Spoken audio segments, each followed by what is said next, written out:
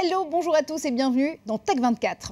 À l'occasion de la Social Media Week, Tech24 se plonge dans ces nouvelles marques numériques Made in China qui percent au-delà de la Grande Muraille.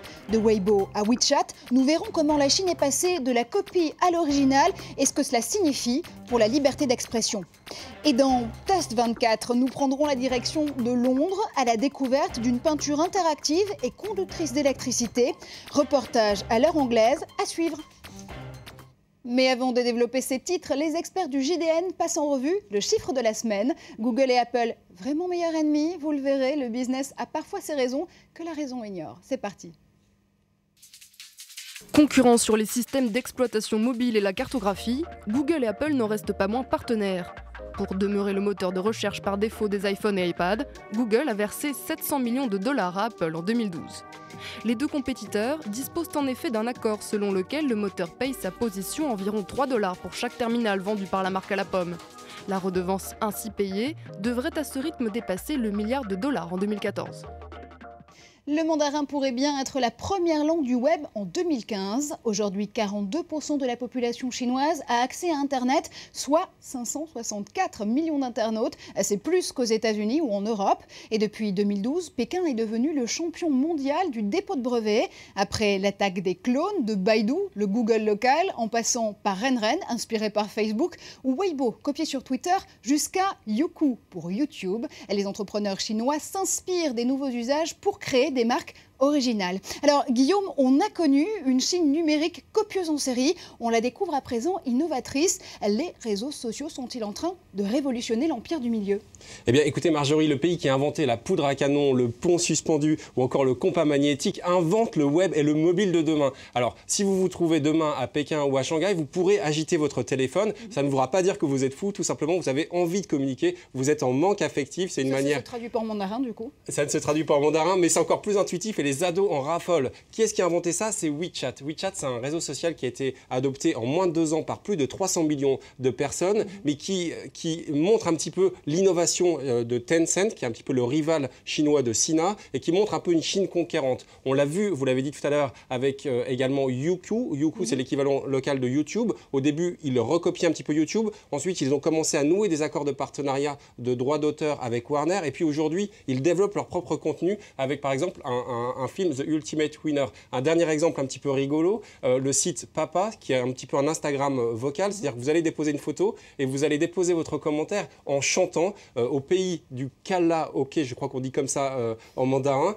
Ça amuse beaucoup les gens et surtout ça montre que la Chine invente. Ça montre que la Chine invente. Est-ce que ça montre aussi que la Chine se libère peu à peu des pratiques de censure? En clair, les raisons du business vont-elles forcer Pékin à lâcher du lest? Eh bien, Pékin se trouve un petit peu à la croisée des chemins. Il hésite. En même temps, il ne peut pas dire non à la croissance de ce secteur. Un secteur qui, par exemple, chez Baidu, emploie plus de 16 000 personnes. Vous savez, Pékin est attaché à la croissance harmonieuse. Il doit faire face à l'exode rural monstre et en même temps, il doit gérer une inégalité de territoire. Vous avez des territoires comme ceux de Pékin ou Shanghai qui sont riches, qui sont certaines fois plus riches que l'Occident, mais il y a également des zones qui sont très pauvres, comme les provinces de Yunnan ou de Guizhou. Donc, Pékin ne peut pas totalement réprimer ce secteur en pleine effervescence. Il censure quelquefois a posteriori, c'est le cas sur WeChat. C'est de moins en moins efficace et c'est tant mieux. Allez, une dernière petite réponse très rapide. La Grande Muraille numérique est quand même toujours très active. On le voit avec certains exemples, notamment une application qui a eu un succès phénoménal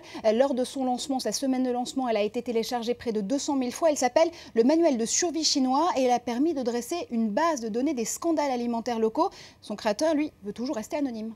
Il veut toujours rester anonyme parce qu'il sait en fait qu'il risque encore quelque chose, puisque en fait, il va certaines fois appeler au boycott. On a des formes d'activisme en ligne qui sont parfois en avance par rapport à ce qui se passe en Occident. Encore une fois, ce n'est pas un hasard, on a une population extrêmement éduquée. Tsinghua University, le MIT chinois, a un taux de sélection plus important que celui du MIT aujourd'hui. Merci Guillaume pour toutes ces explications. On va quitter Pékin pour Londres pour notre test de la semaine.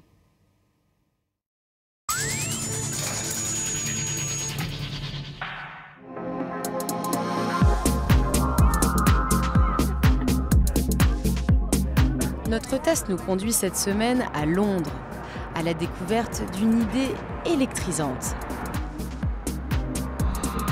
Un groupe d'anciens étudiants en art a créé une encre électrique, une peinture à base d'eau et de carbone qui qui en séchant devient conductrice d'électricité. Son nom, Berconductive. Nous voulions explorer le concept selon lequel la technologie peut se cacher partout. Pourquoi pas sur la couverture d'un livre, sur une table ou sur un mur. Et nous avons eu envie de créer un matériau qui puisse le faire. C'est comme ça que l'idée de la peinture est venue. On la vend sous forme de stylo et puis en pot.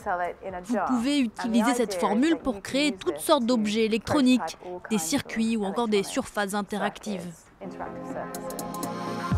Et les possibilités sont infinies. Une maison à capteur lumineux, des cartes de vœux à diode, une machine à musique. Vous pouvez même utiliser BearPaint pour interagir avec votre mur.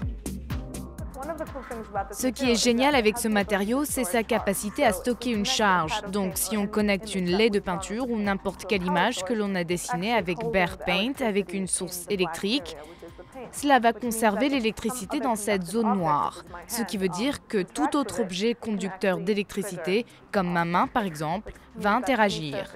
Ou n'importe quelle surface, du papier au mur, devient interactif lui aussi. Pour y parvenir, la seule chose dont vous aurez besoin est un pinceau, un rouleau et la surface de votre choix. Un mur, un meuble, des vêtements, mais attention, il ne faut pas l'appliquer sur la peau. Malgré son apparence visqueuse, ce produit a un potentiel inouï et chacun peut décider quel sera son usage. Les gens nous envoient des emails en nous disant « J'ai eu cette idée, est-ce que ça pourrait marcher ?» L'idée nous est d'abord venue en interne, mais ensuite nous avons continué à la développer en testant constamment des nouvelles choses et en se demandant est-ce que ça pourrait marcher, est-ce que les clients vont aimer. Alors quel est l'avenir de Berconductive ? Aujourd'hui, il semble sans limite. Ce produit peut en effet s'appliquer sur tous les supports qui nous entourent au quotidien.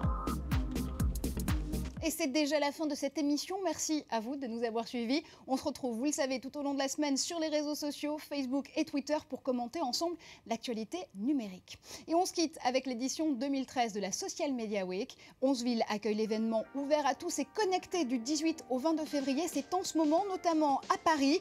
Il ne vous reste plus qu'à repérer la conférence ou l'atelier pour construire le web social de demain. Restez connectés. On se retrouve la semaine prochaine sur le plateau de Tech 24.